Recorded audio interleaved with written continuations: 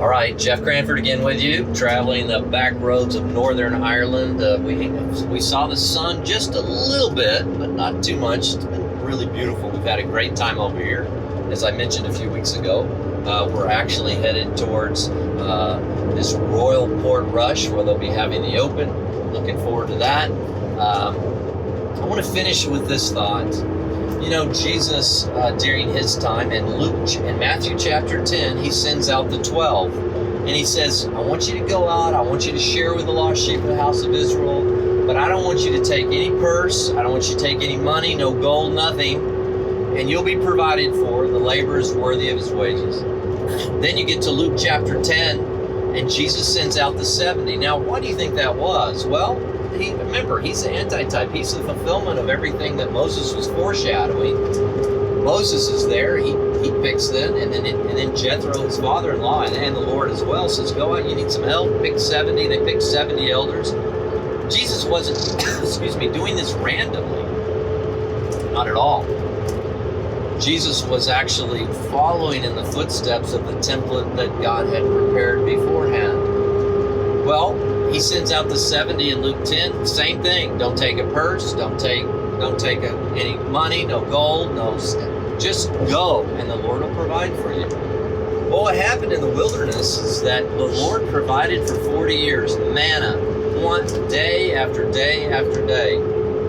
That's exactly what happens today. You come out of Egypt, you go through you come to the Lord, you decide to follow Jesus, you go through your baptism, you go straight into the wilderness, and when you get into the wilderness, God provides day after day after day manna. Teachers come into your life, pastors, people who love you, disciple you, and they provide day after day. But there is a day when you are called to cross the Jordan, maybe start a fellowship, or maybe you've started a fellowship.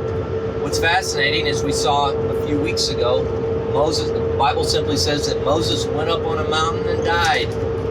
Well, once they crossed the Jordan, listen to this, in Joshua chapter 5, verse 11, it says, now on the day after the Passover, on the very day they ate some of the produce of the land, verse 12 says, and the manna ceased on that day. You say, well, why did the manna cease? Did God quit providing for them? No. But if you go all the way back to Joshua chapter 1, it's amazing, because it says simply this: pass through the midst of the camp and command the people, prepare provisions for yourself for within 3 days. This is before they cross the Jordan. You need to prepare provisions for yourself. Why? The manna was going to cease.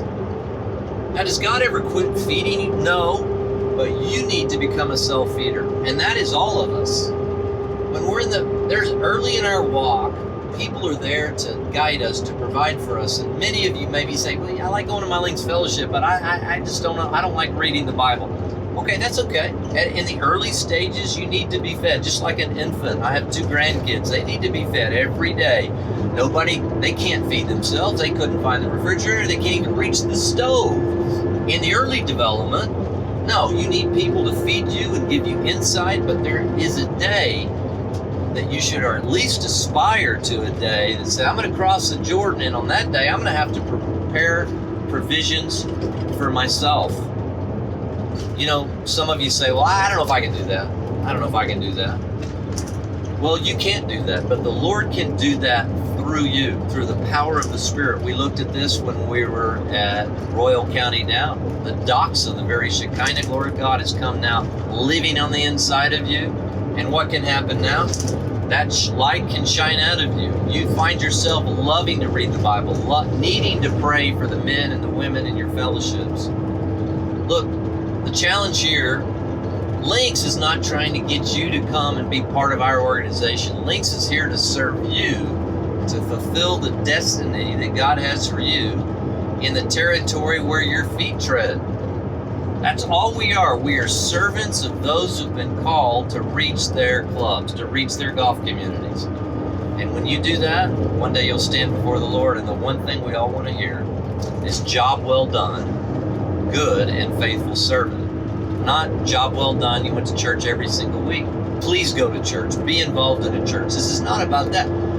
But live out your calling. And if that's Links and that's starting a group, well, we're here to serve you. So anyway, hope this has been good. This is our last couple of days, and then we're all headed back. But can't wait to see each of you. We're planning maybe to possibly have a national conference in La Quinta, California for many of you fellowship leaders. Much more will be coming. We're going to have a facility finished, and we're looking forward to that. More training like this where you can get rub elbows with other courageous leaders, other sympathetic partners, and those who are now learning to, well, prepare provisions for themselves. All right, from Northern Ireland, Jeff Cranford and the whole Links family, wishing you a great day. Keep shining.